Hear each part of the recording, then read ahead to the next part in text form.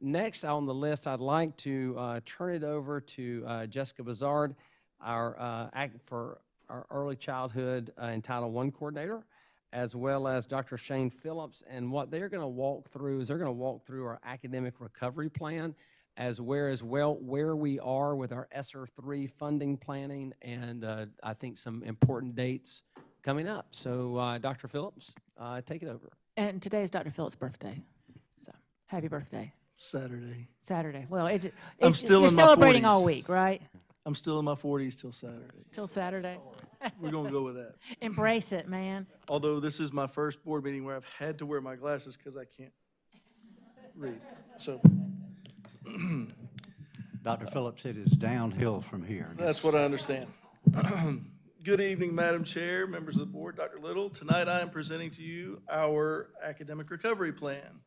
I'll be briefly sharing the development process and a general overview of the plan that was approved by the South Carolina Department of Education on July 16th.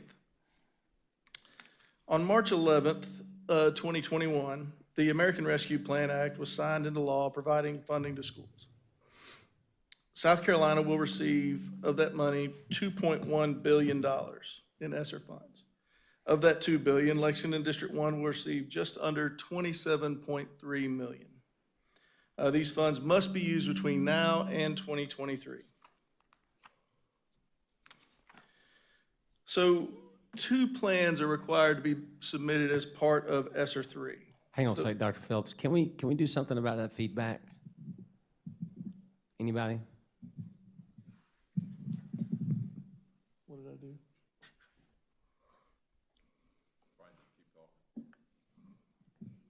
Now that I've said something about it, probably won't have feedback again, but I just wanted to make Probably sure. will. Can y'all still hear me? Yep. Okay, good. Okay, so 2 plans are required to be submitted as part of ESSER 3. The return to in-person instruction and continuity of services plan presented last time we met by Dr. Natalie Smith, and the academic recovery plan, which I'm presenting to you tonight. Those are both part of that required process. So the SCDE required that the district set measurable goals in this plan for accelerating growth and achievement for students in ELA and math. Other goal areas could be included, and there was no limit to the number of goals that could be developed. These goals needed to be focused on moving students to or beyond grade level expectations, given the fact that we had these gaps that developed during COVID. These goals needed to be differentiated by grade bands or grade levels based on the specific impact of the pandemic. They could be broad or narrow in scope. And as I mentioned before, we could also identify goals in non-academic areas as well.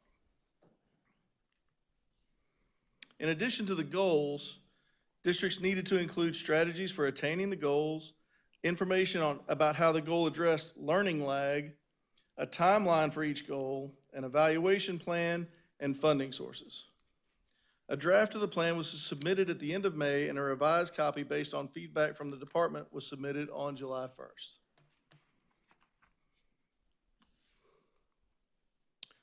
So in developing this plan, we gathered and analyzed data from several sources.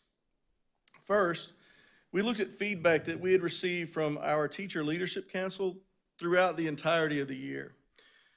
The purpose of gathering this feedback was all along to collect lessons learned over the course of the past year. We needed to know, from a teacher's perspective, what was working and what wasn't working in the area of instruction.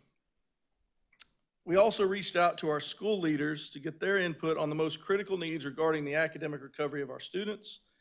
We looked at historical, state, and local test data, including data provided by the SCDE that showed gaps between current student achievement and predicted or anticipated achievement that those students would have made in a normal year.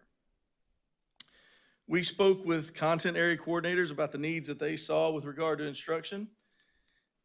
And then the goals in this plan were developed from the marriage of all these findings from all these data sources. So here's what we found. First, Our lessons learned from the Teacher Leadership Council suggested that there were 3 strategies related to the academic recovery plan that needed attention. High-quality instructional strategies, the use of time in the school day, and the social emotional well-being of our students and staff. While we have some academic need across the board that will be addressed, there were some areas that stood out. First was early literacy.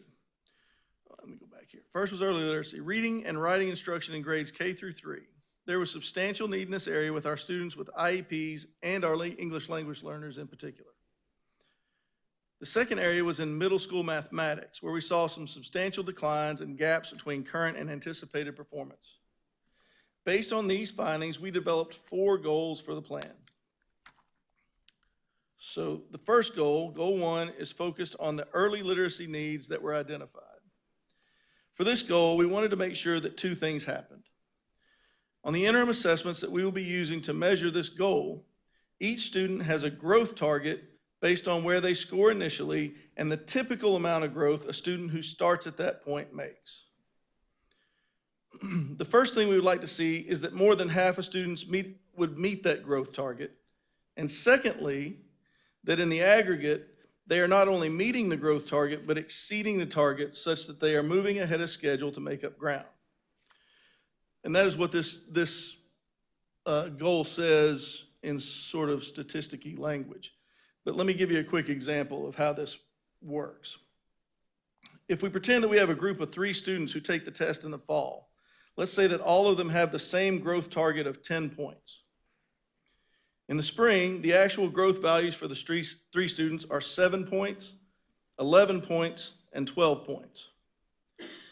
2 of the 3 students met or exceeded the growth target in this scenario. So the first criteria of this goal would be satisfied, the more than 50% meeting their growth target. To determine the percent of the target growth met, we just compare their actual growth to the target. The first student got 7 out of 10 points, or 70% of the target. The second student got 11 out of 10, or 110% of the target.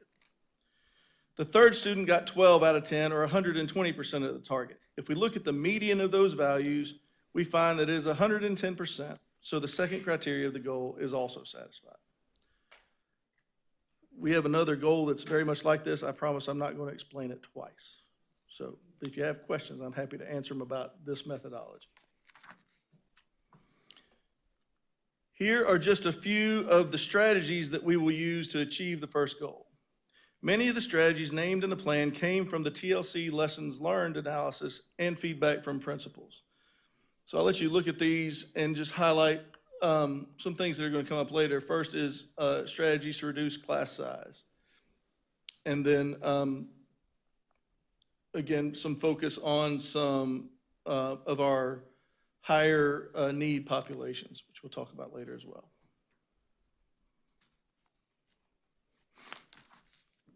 Goal 2 is related to the middle school math finding, and the methodology is the same as for Goal 1. Again, it is important that not only are students meeting the goal, but also gaining ground toward where they should be.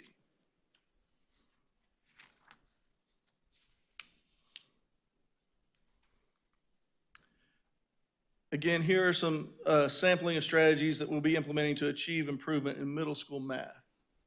And again, at the top of that list is reducing class size, and then looking at some of our instructional strategies specific to math and professional learning for teachers.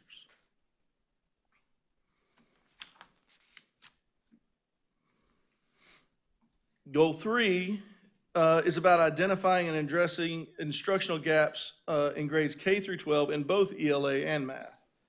With the end-of-year state test results and fall interim assessments, we will have a clearer picture of where gaps exist at the standard and indicator level. If you recall, we've had a serious lack of that data due to COVID. And so now we're getting that data back in, which gives us some more detailed information in a standardized format about how students are doing on those subjects. Once we have that information, our content coordinators can work with teachers to address those gaps effectively and efficiently. Here are some of the strategies that we're going to use to address Goal 3.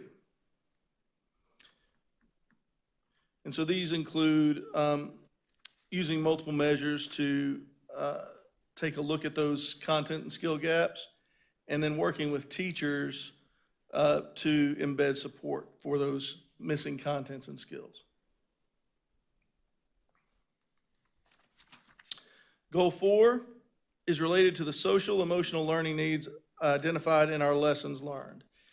In this goal, we will seek to identify specific growth areas regarding social emotional learning and develop strategies to address those areas. And here are some of the strategies for Goal 4. These include the implementation of a new social emotional learning screener and the establishment of social emotional learning monitoring and support teams.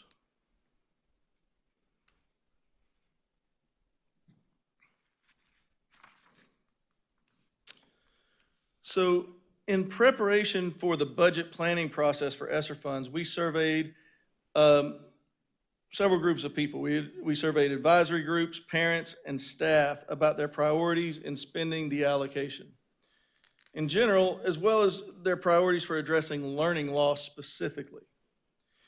The following slides will show the data resulting from that survey. So these are the things that were most important, second most important, and third most important to our advisory groups. So you'll see some commonalities as we go through these different groups. Most important here for the advisory was highly vulnerable populations, so those students who are disadvantaged or hindered in some way. The second being addressing learning loss due to COVID, and the third being mental health services for students and staff. So that was the advisory groups. The parents, the first two were just flipped, right? So addressing learning loss was the most important. It was also the second most important, but if we go down to one that hadn't already been mentioned, that was highly vulnerable populations, okay, as their second most important. And then their third most important was technology.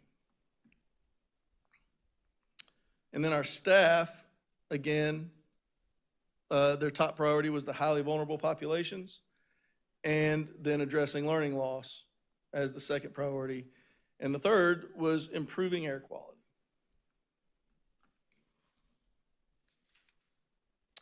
So when we looked then at the learning loss priorities, so how should we spend the money to address learning loss? Here were how their responses stacked up. So I think I'm just going to go through these very quickly and show you a commonality here.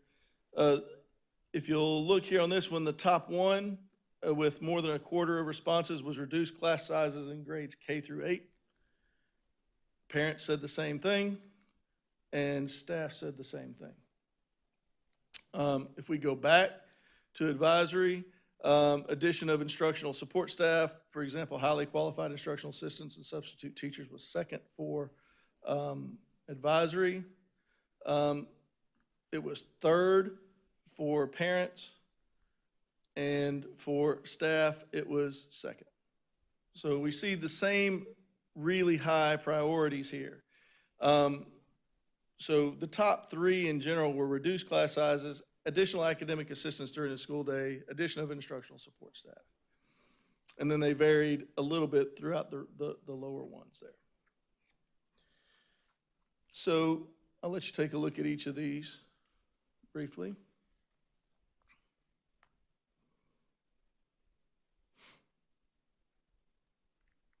And then there's the staff.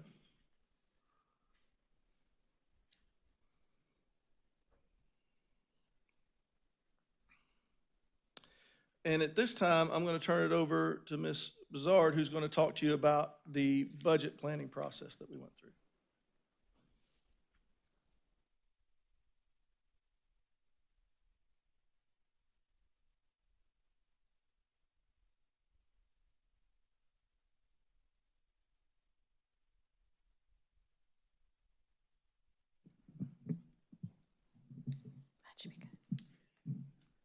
Good evening. I'm going to share with you information regarding the budget planning process that we are currently engaging in to determine priorities for ESSER 3 spending. So initially, we began this process by sharing information about the ESSER 3 grant with principals and district leaders. Part of that was how to make a budget request for ESSER 3. So you'll see here that budget requests have several requirements. To be considered for ESSER 3 funding, requests must align to one of the 15 allowable categories for ESSER that are set forth by the grant. All requests must also be aligned to one of two plans, either the Safe Return to In-Person plan that Dr. Osborne Smith has shared with you previously, or the Academic Recovery Plan that Dr. Phillips has just shared with you. Another requirement of a budget request is an evaluation plan to show how the project will be assessed when implemented.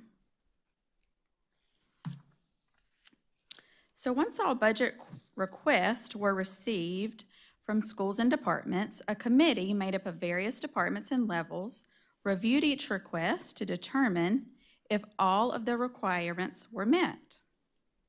Feedback, as you have just seen from Dr. Phillips, has been shared from the community. And then we are also meeting again with advisory groups beginning next week to gather additional feedback on the budget priorities. All of these data points, including the feasibility of an exit plan for each priority in 2024, which is when the grant expires, September 30th of 2024, and then also considering the current HR impact, all of those pieces of the puzzle will be used to determine what projects will be funded by ESSER 3. We plan to provide an update to you all, the board, on the ESSER 3 budget priorities at the August 17th board meeting. And then the actual plan for ESSER 3 is due to the State Department by August 24th, 2021. So it's a fast and furious timeline.